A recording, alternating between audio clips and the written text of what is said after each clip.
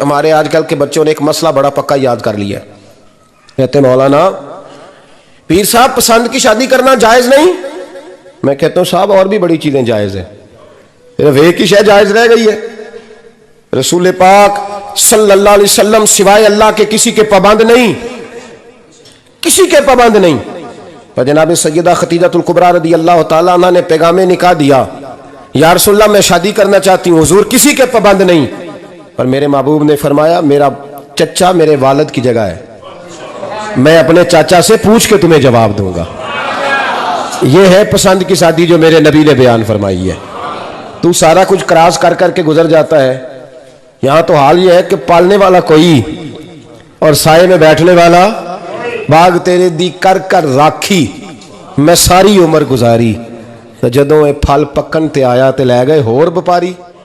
میرے نبی پاک صلی اللہ علیہ وسلم نے پہلے مرد کو حکم دیا، فرمایا حوصلہ بڑا کر، حوصلہ بڑا۔ فرمایا عورت ٹیڑھی پسلی سے پیدا ہوئی ہے تو یہ ٹیڑھی ہے، سیدھی کرنے کی کوشش کرو گے تو ٹوٹ جائے گی، لیکن سیدھی ٹیڑھی کے ساتھ گزارا کرو۔ لفظ بڑے حسین ہیں، حدیث میں جاگ رہے ہیں آپ لوگ جی، بڑے بڑے حسین لفظ ہیں۔ حضور نے فرمایا اگر تمہیں اپنی بیوی کی کچھ عادتیں ناپسند ہیں تو اس سے بغض نہ رکھو، بیوی سے بغض نہ رکھو۔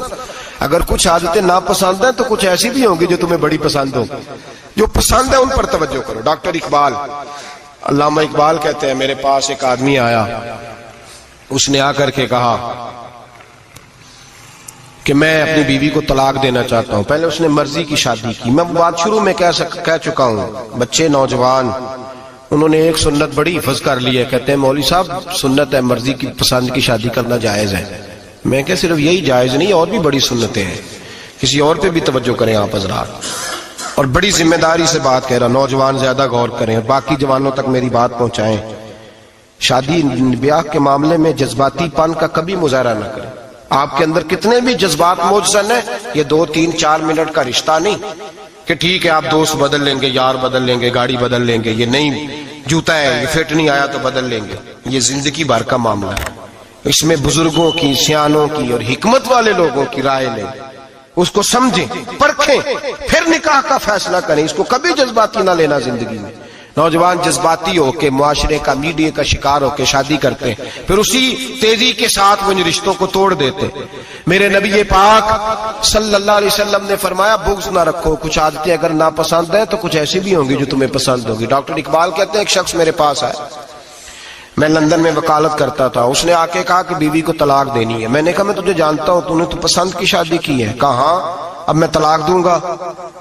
کہتے میں نے اس کو کہا کہ بھائی تو سمجھ جا، کوئی بات نہیں، انسانوں کے اندر اختلاف رائے ہو جاتا ہے، تو نہ ایسا کر۔ نہیں جی مجھے دینی ہے۔ کہتے ہیں اس کے گھر والوں نے بھی سمجھایا، حتیٰ کہ بچی نے بھی معافی مانگی کہ مجھ سے بھول گئی تھی، میں غلطی ہو گئی، معاف کر دے۔ اس نے کہا نہیں، اب فیصلہ کر لیا تو کر لیا۔ کہتے ہیں اب میں تو وکیل تھا، میرا پیشہ تھا، جب اس نے مجھے کہا تو میں نے کیس دائر کر دیا، بحث ہوئی، فیصلہ جوان کے حق میں آنے لگا، طلاق کا وقت قریب آ گیا۔ جس دن فیصلہ ہونا تھا اس دن رات کو میرے پاس آیا، کہنے لگا سویرے کیس واپس لے لیں، میں نے نہیں طلاق دینی۔ میں نے کہا کیا ہوا؟ کہنے لگے اقبال یار عجیب بات ہوئی ہے، مسلمانوں کے رسول کی ایک حدیث پڑھ لی ہے، نبی پاک علیہ السلام کا ایک فرمان پڑھ لیا ہے۔ کہا وہ کیا؟ کہا حضور نے فرمایا اگر تمہیں اپنی بیوی کی بہت ساری عادتیں ناپسند ہو، ادھر دیکھو جو پسند ہے۔ تو وہ کہنے لگا یہ حدیث پڑھ کے میں نے غور کیا ہے، یورپ کے اس گندے معاشرے میں رہتی ہوئی میری بیوی، اس برے معاشرے میں رہتی ہوئی بد خلق ہے، بد اخلاق ہے، کام کاج نہیں کرتی، ساری چیزیں ہیں، لیکن جہاں اجازت ہے 18 سال کے بعد عورت اپنی مرضی سے جس کو مرضی لڑکے کو دوست بنا سکتی ہے، لیکن اس کا سوائے میرے کسی اور کے ساتھ کوئی تعلق نہیں۔ تو اس گندے معاشرے میں یہ اس کی عادت کتنی پاکیزہ ہے کہ سوائے میرے کسی اور طرف نہیں دیکھتی۔ حضور کی اس حدیث نے مجھے اس کی اس اچھی عادت پر مائل کر دیا ہے۔ اقبال کہنے لگے اچھا اب میرے نبی نے تجھے مائل کیا ہے تو میں نہیں سویرے تیرا کیس واپس لوں گا۔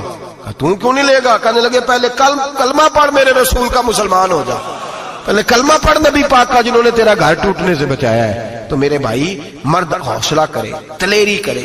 اگر وہ کہے نا کہ میں صاحب بہت بڑا ایسا ہوں تو میں بہرحال یہ ٹیڑھی لکڑی ہے، اس کو سیدھا کرنے کی کوشش کرے گا تو ٹوٹ جائے گی۔ حوصلے کے ساتھ، دانائی کے ساتھ، حکمت کے ساتھ مرد زیادہ حوصلہ کرے گا، معاف کرے گا، بار بار معاف کرے گا تو گھر بچے گا۔ جتنا بڑا حوصلہ کرے گا اتنا اس کا گھر بچے گا۔ عورت کے لیے کیا حکم ہے؟ اللہ خیر فرمائے۔ اب حالات اس طرح کے کہ وہ کہتی ہے میں نے BA کیا ہوا ہے تو مجھے فارغ کر مجھے فارغ۔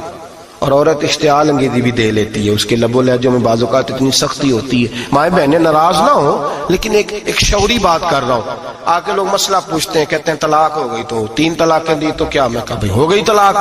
کہنے لگے جناب میں غصے میں تھا۔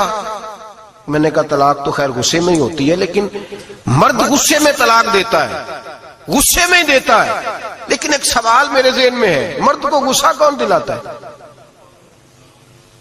ایسے تو نہیں تھا نا کہ ریڑی والے سے ٹکر ہوگی تو گھر آ کے بیوی کو طلاق دے دی۔ یہ تھوڑی ہوتا ہے کہ باہر اس کی جو ہے وہ موٹر سائیکل کسی کے ساتھ ٹکرا گئی تو اس نے کہا مجھے غصہ چڑھ گیا تو میں گھر آ کے طلاق غصے میں ہوتی ہے، پر غصہ کون دلاتا ہے؟ وہ بات ایسی کرتی ہے، اتنی سخت بات کرتی ہے۔ ایک ہمارے بزرگ ہے شاہ صاحب، تو میرے پاس اپنے ایک عقیدت مند کا کیس لے کر کے آ گئے، مجھے آ کہنے لگے ان کی بات سنیں۔ میں نے کہا یار 6 بچے، اور آپ یقین کریں میری آنکھوں میں آنسو ان بچوں کو دیکھ، اتنے خوبصورت بچے۔ تو میں نے کہا کہ کیوں تو نے طلاق دی؟ کہنے لگا اس نے کوئی 1 دفعہ نہیں 100 دفعہ مانگی ہے۔ اور کل تو اس نے جملہ اس طرح کا، جب طلاق ہوئی تو اس دن اس نے جملہ اتنا سے اس نے مجھے کہا اگر باپ کا ہے تو دے طلاق۔ اب لوگ بھی 100 کھڑے تھے تو میری غیرت کا مسئلہ بن گیا۔ تو اشتعال کون دلاتا ہے؟ اب سنیں ترمذی کی حدیث، میرے نبی کریم سید عالم صلی اللہ علیہ وسلم نے فرمایا 500 سال لگیں گے جنت میں جانے میں۔ اتنی دور بندہ ہوگا کہ 500 سال کا سفر ہے، اتنی پہلے جنت کی خوشبو آنے لگ جائے گی۔ ترمذی میں میرے نبی پاک نے فرمایا جس بیوی نے زندگی میں 1 مرتبہ بھی اپنے خاوند سے بغیر شرعی وجہ کے، شرعی وجہ ہے کہ بد مذہب ہو گیا، بد عقیدہ ہو گیا، اس کے مزاج میں کردار میں گندگی آ گئی، بغیر وجہ شرعی کے اگر کسی عورت نے زندگی میں 1 مرتبہ بھی اپنے خاوند سے طلاق کا مطالبہ کیا تو اللہ اس بی بی کو جنت کی خوشبو بھی نہیں دے گا، 1 مرتبہ بھی۔ اور جو روز کہے دن میں 6 مرتبہ کار فارغ 6 معنی دار۔ یہ حدیث رٹائیں عورتوں کو، انہیں سمجھائیں کہ گھر ٹوٹ جائے گا جس دن اس نے دے دی۔ اور یاد رکھیں شیر آ گیا، کسی نہ کسی دن شیر آ بھی جاتا ہے۔ تو یہ نہ سمجھے کہ روز حوصلہ کرتا ہے تو خدا جانے کیا بنے گا، کسی نہ کسی دن شیر بس الشیطان جاسم علی قلب ابن آدم، شیطان چمٹ گھر ٹوٹتا ہے۔ اس لیے کہ نہ مرد حوصلہ کرتا ہے نہ عورت حوصلہ کرتی، تھوڑا سا حوصلہ پیدا کریں۔ اور ہاں بیوی اگر کبھی کسی ایسی بات پر بات کرے یا اس کا مزاج ایسا ہو، تلخ ہو، صبر کریں، حوصلہ کریں۔ میرے نبی پاک علیہ السلام نے فرمایا بغض نہ رکھے، حوصلہ کریں۔ مرد کو حکم ہے حوصلہ کریں، دلیری پیدا کریں۔ ہاں اس کی ایسی بدتمیزی، ایسی گستاخی جو حقوق و فرائض کے معاملے ہو، ماں باپ کے حق میں ہو، کوئی ایسے مسائل ہو مقدس لوگوں کے حق میں ہو، تو پھر اس کو، وہ تو ایک صحابی کی بیوی نے حضور علیہ السلام کے بارے میں نازیبا کلمات کہے تھے تو انہیں قتل ہی کر دیا تھا، اس عورت قتل ہی کر دیا۔ وہ معاملہ اور ہے، لیکن اگر اس کے مزاج میں تیزی ہے، اس کی طبیعت اس طرح کی ہے تو پھر مرد برداشت کرے۔ امیر المومنین سیدنا فاروق اعظم صحابہ میں سب سے زیادہ تگڑا اور رسول پسند آدمی، غصے کے لحاظ سے سب سے تگڑے ہیں، جلدی غصہ آتا تھا۔ ایک شخص کہتا ہے میری بھارے تگڑے قبیلے میں شادی ہو گئی، بیوی میری بڑی سخت تھی، اس کے لب و لہجے میں بڑی سختی تھی، وہ قبیلہ بڑا مالدار تھا تو میں بات نہیں کرتا تھا۔ ایک دن میری بیوی نے بڑے سخت جملے کہے تو میں جناب عمر کے پاس آ گیا۔ توجہ ہے آپ دوستوں کی؟ کہتے حضرت عمر کے پاس آیا تو میں نے دروازے پہ دستک دی، بیوی کی شکایت کرنے آیا کہ ذرا مہربانی کریں۔ تو کہتے ہیں جناب عمر اندر سے اٹھے تو ان کی زوجہ بولنے لگی، کہنے لگی بس آ گیا آپ کو کوئی بلانے والا، ابھی 5 منٹ نہیں ہوئے تھے آپ کو آئے، سارا دن آپ مسجد میں رہتے ہیں، ساری رات آپ چہرے پہ نقاب ڈال کے گلیوں میں گھومتے ہیں، اتنی ڈیوٹی آپ کرتے ہیں، گھر یہ میرا اکیلی کا ہے، بچے میری تنہا کے، آپ کو کچھ خیال ہونا چاہیے، کچھ توجہ کریں۔ وہ شخص کہتا ہے وہ بی بی بولتی رہی اور جناب عمر ہنستے رہے، اور ان کی مسکراہٹ بھی میں سن رہا تھا۔ جب آپ بہت زیادہ مسکرائے نا تو وہ بھی مسکرانے لگی، زوجہ بھی مسکرانے لگی اور کہنے لگی اب کیا کہتے ہو؟ تو جناب عمر کہنے لگے کیا یہ رہا ہوں کہ اگر تیری بات ختم ہو گئی ہے تو میں جاؤں، اور اگر ہے تو میں کھڑا ہوتا ہوں، سنا لے کوئی اور بھی ہے تو۔ یہ بات کہہ کے باہر آئے نا جناب سیدنا عمر فاروق، تو وہ شخص کھڑا تھا، آپ نے فرمایا کیسے آئے ہو؟ کہنے لگا حضرت جی میری ایڈی تو نہیں ڈاڈی، میں تو آیا تھا اپنی بات کرنے، تو یہ تو لفظ زیادہ سخت ہے، وہ اتنی سخت نہیں ہے جتنی یہ ہے، تو ذرا قبیلہ سخت ہے، تو میں شکایت کرنے آیا تھا، تو یہ تو آپ کا معاملہ بھی اسی طرح کا ہے۔ جناب عمر کا جو جواب ہے بڑا قیمتی ہے۔ آپ نے فرمایا میری بیوی میری ہر طرح کی خدمت کرتی ہے۔ لفظوں کا اصل دیکھیں، ایسے نہیں کہ بیوی کوئی کام بھی نہ کرے اور مفت کی چڑھائی کرے، وہ بھی درست نہیں ہے۔ فرمایا میری بیوی میری ہر طرح کی خدمت کرتی ہے، میں گھر نہیں ہوتا تو میرے بستر کو پاک رکھتی ہے، کسی کی ضرورت نہیں میرے بستر کو دیکھ بھی جائے، میرے بچوں کو جب میں بستر پہ بلاتا ہوں آتی ہے، میرے بچوں کا خیال رکھتی ہے، میں باہر ہی رہتا ہوں گھر کے، لیکن گھر کی ذمہ داریاں ساری اس نے اپنے کندھوں پہ لے لی ہیں۔ فرمایا میرے مزاج میں جلال ہے، میں روز اونچا بولتا ہوں تو سنتی ہے، میری بیوی ہے نا، میں اس کا لباس ہوں وہ میرا لباس ہے، کبھی کبھی وہ اونچا بولتی ہے تو میں بھی سن لیتا ہوں، بیوی جو میری ہے میری بیوی ہے نا۔ ایک جملہ میرے اعلیٰ حضرت کا ہے اور اعلیٰ جملہ ہے، اگر آپ کی سمجھ میں آ گیا تو ٹھیک، ورنہ وضاحت ہو نہیں سکتی، جگہ ایسی ہے کہ وضاحت نہیں ہو سکتی۔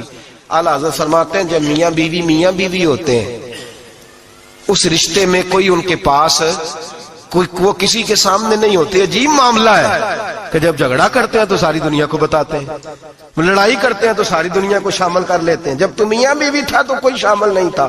فرمایا تو اس کا لباس ہے وہ تیرا لباس ہے، تو اپنے جھگڑے میں بھی اب کسی کو شامل ہے، بہت مجبوری بن جائے تو قرآن نے حکم دیا ہے کہ دو ادھر سے لوگ بلاؤ، دو ادھر سے حکم بلاؤ، وہ بہت مجبوری، لیکن ہر بات ہی شیئر کرنا